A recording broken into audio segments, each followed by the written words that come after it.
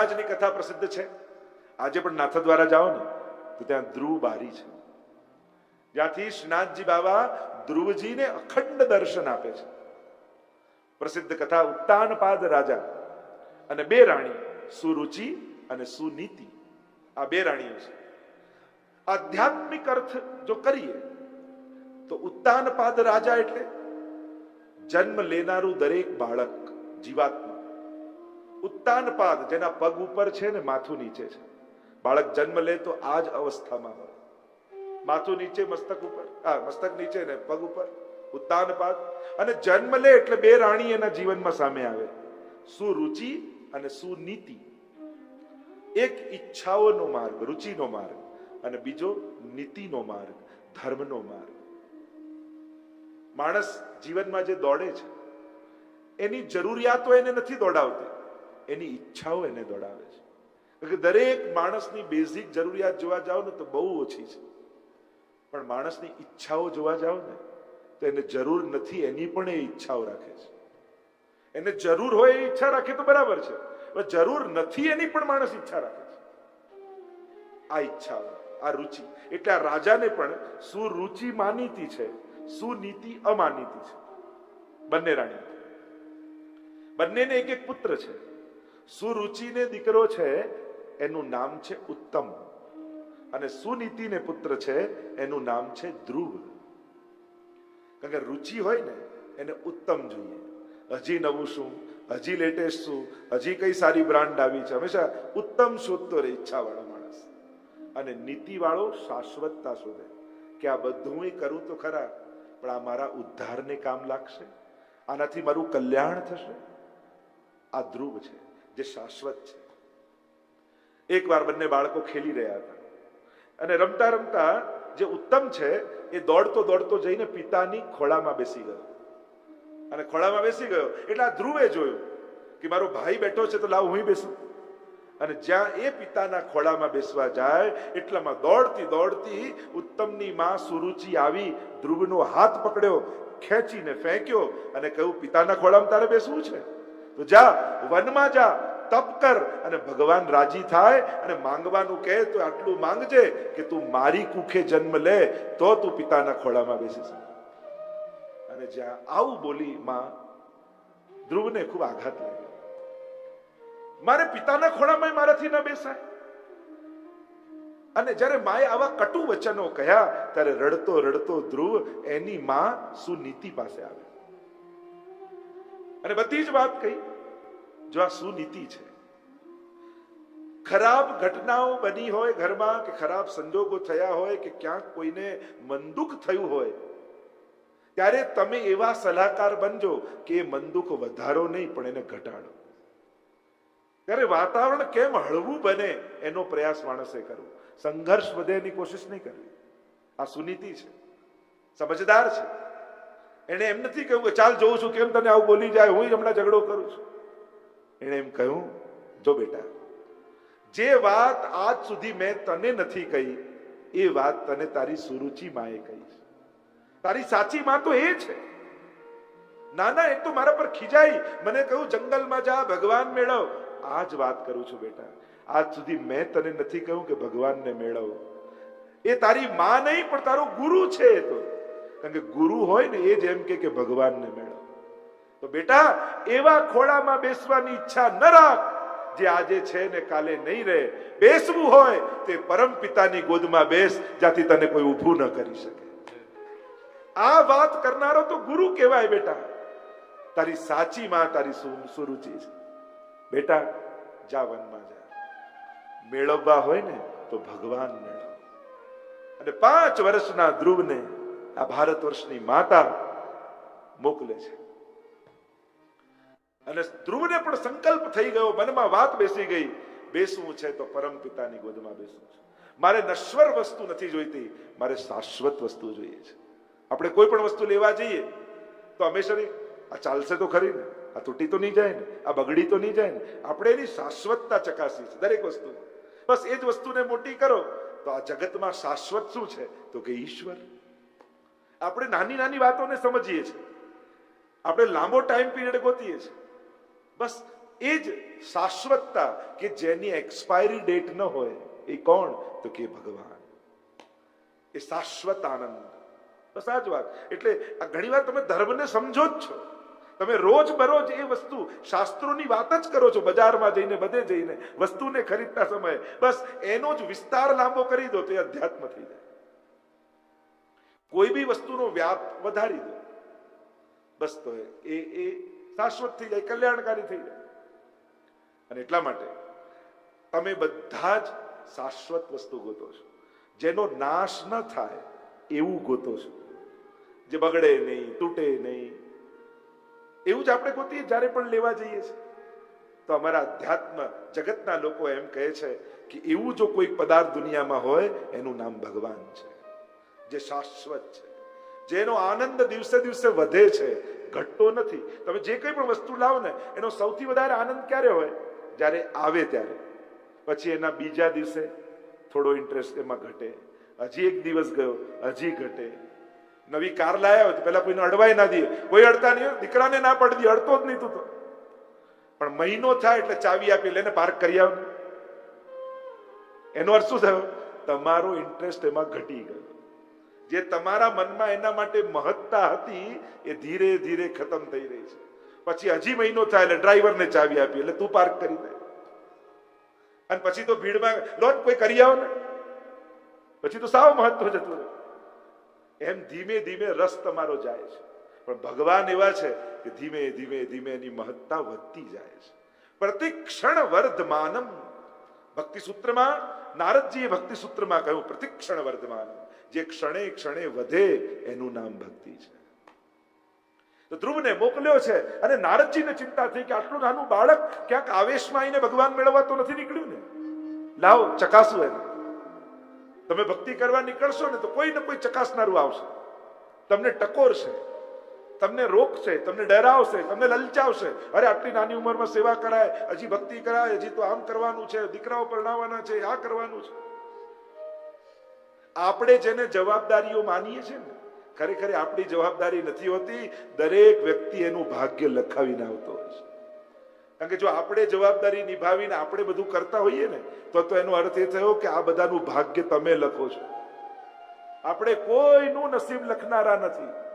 આ વધારે પડતી જવાબદારીઓ માનીને આપણે ચાલીએ છીએ. ખરેખર આપણી જવાબદારી હોતી નથી, એ દરેકના નસીબ હોય છે. કારણ કે જો આપણા કયા પ્રમાણે હોય તો બધું એનું સારું જ થવું જોઈએ.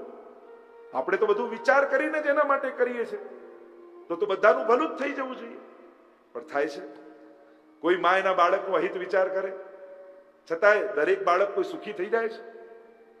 બધું જ વિચારીને કર્યું હોય છતાંય ઊંધું નીકળે, સંભવ છે. અને એટલા માટે આપણે આ માનીએ જ કે આપણી જવાબદારી એ આપણી કલ્પના છે. દરેક વ્યક્તિ એનું નસીબ લખાવીને લાવે છે. આપણે તો ખાલી એને સાથ આપી શકીએ છીએ, એને સહયોગ આપી શકીએ છીએ, એટલું જ પૂરતું છે. નારદજી ચકાસવા આવ્યા, કહ્યું કરે ધ્રુવ તું વનમાં જાય છે, ત્યાં તો હિંસક પ્રાણીઓ હશે, તને મારી નાખશે, તું એકલો કેમ રહીશ? ક્યાં ખાઈશ, ક્યાં પીશ? ધ્રુવજી કહે કે હવે ભગવાન મેળવવા નીકળ્યો છું, અને ભગવાન મેળવવા જે નીકળ્યા હોય, ભગવાન પ્રાપ્તિનો જેને સંકલ્પ હોય, એનું બધું જ ભગવાન જ સાચવી લેતો હોય છે. તમે જ્યારે સત્કર્મ કરવા, સારું કાર્ય કરવા માટે દુનિયામાં નીકળો ત્યારે તમારું બધું ભગવાન સાચવી લેતો હોય છે. પણ એવી શરત સાથે ના નીકળતા કે હું સારું કરવા નીકળ્યો એટલે મને બધા સારા જ મળે. ઉલટાની આપણી સારાઈને ચકાસનારા નીકળે છે, મળતા હોય છે, ચેલેન્જ કરનારા મળતા હોય છે. ઘણી વાર લોકો ફ્રસ્ટ્રેટેડ થઈ જાય, હું તો સારું કરવા જાઉં છું તોય લોકો આવું કરે છે. ઘણી વાર આપણે ના થાય, મેં તો આના માટે આટલું સારું વિચાર્યું તોય આણે મારી જોડે આવું કર્યું, હવે તો કોઈની જોડે સારું કરવું જ નહીં, એમ કરીને સારું કામ છોડીને આવી. અરે ના, દરેકના હાથમાં પુણ્યો લખાયેલા નથી હોતા.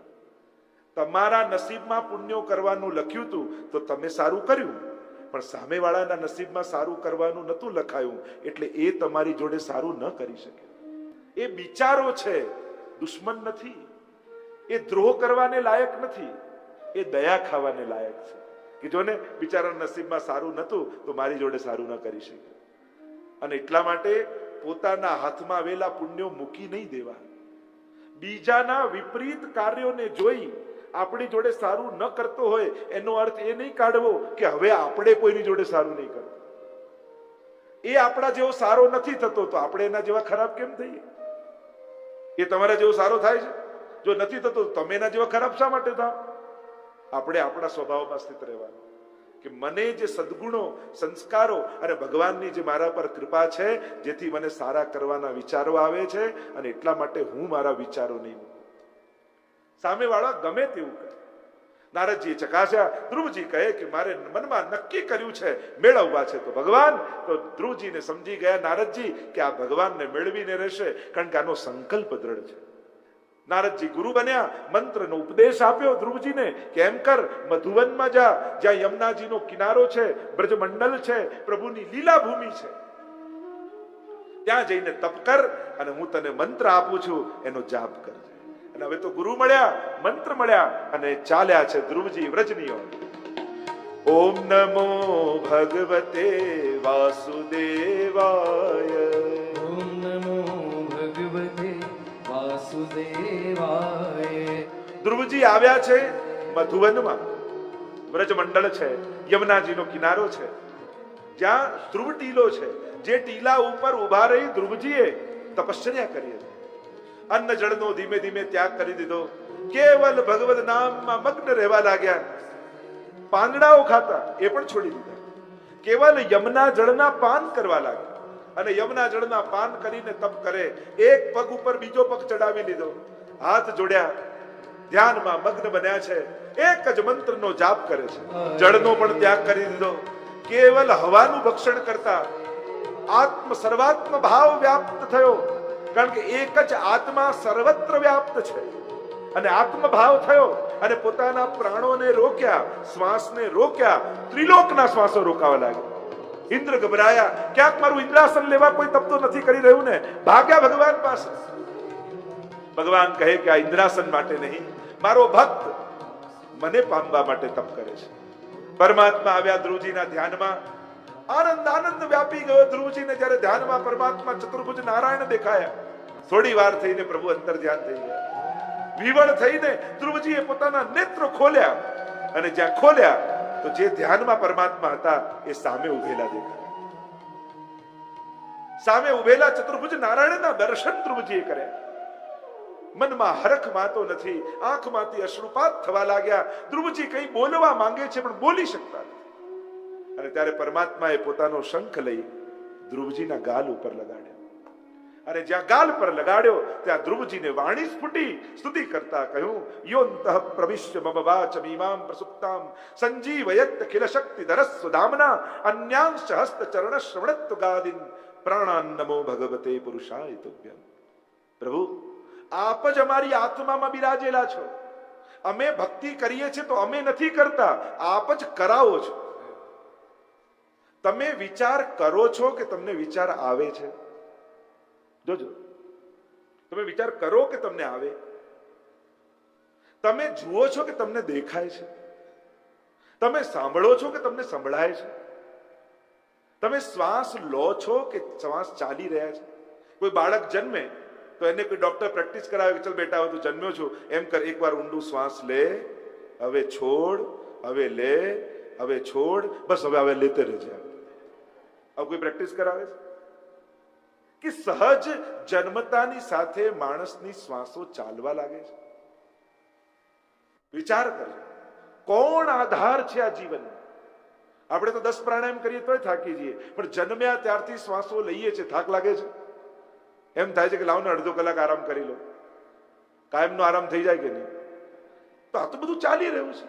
અને જો ભગવાનને તમને ફરિયાદ હોય કે આ ભગવાન બધાની શ્વાસો લઈ લે છે, તો અને ભગવાન તમને એવા આશીર્વાદ આપી લે કે હવે તું જેટલી શ્વાસ લે એટલી તારી, તારા ઉપર જા, પછી જીવનની કોઈ મજા રહે? એમ થાય કે આ જમવા જાઉં ને પાણીપુરી ખાતા ખાતા શ્વાસ લેવાનું ભૂલી જવું, તો ક્રિકેટ મેચ જોવા બેઠો હોઉં ને ત્યાં જો વિરાટ કોહલી સિક્સરો મારતો હોય અને જો હું એમાં એવો મગ્ન થઈ જાઉં શ્વાસ લેવાનું ભૂલી જવું, તો આપણે લેવા જો આપણા ઉપર જવાબદારી આપી દે ને ભગવાન, તો એક એક શ્વાસ આપણું એક એક ટેન્શન બની જાય. પછી તો ધ્યાન એમાં જ રહે. તો આપણે લેતા નથી, આ તો બધું ચાલી રહ્યું છે.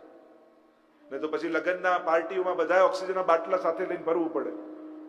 નાચવા કૂદવામાં શ્વાસ લેવાનું ભૂલી જઈએ તો પછી તો આવું જ થાય. અને એટલા માટે આ તો બધું ચાલી રહ્યું છે. ધ્રુવજી કહે છે કે પ્રભુ આ બધાનું મૂળ આધાર તો આપ જ છો, જે આત્મા રૂપે અમારી અંદર બિરાજો છે. અને એટલા માટે સેવા કરવાનું, ભક્તિ કરવાનું, સત્કર્મ કરવાનું પણ અમે જે અહંકાર અજ્ઞાત કરીએ છીએ ને, એ ખરેખર તો કરાવનારા આપ જ છો. આપણે એમ કહીએ કે મેં દર્શન કર્યા, પણ આપણે જોતા નથી, આપણને દેખાય છે. નહીં તો કોઈ વસ્તુ એમ કે 10 મિનિટ આને જો તો થાકી જઈએ, પણ જન્મ્યા ત્યારથી જોઈ રહ્યા છીએ, થાક લાગે તો આપણે જોતા નથી, આપણને દેખાઈ રહ્યું છે. આપણે સાંભળતા નથી, આપણને સંભળાય છે. આખું કુદરતી છે, આ ભગવાનની પ્રક્રિયા છે. આપણે તો કેવલ એમાં આપણો સંકલ્પ જોડી અને પુણ્યોને પ્રાપ્ત કરી લઈએ છીએ. દેખાય છે પણ મારે ભગવાનને જોવા છે, આ તમારો સંકલ્પ છે ને. ભગવાને ગીતાજીમાં એ જ તો કહ્યું, કર્મણ્યેવાધિકારસ્તે મા ફલેષુ કદાચન.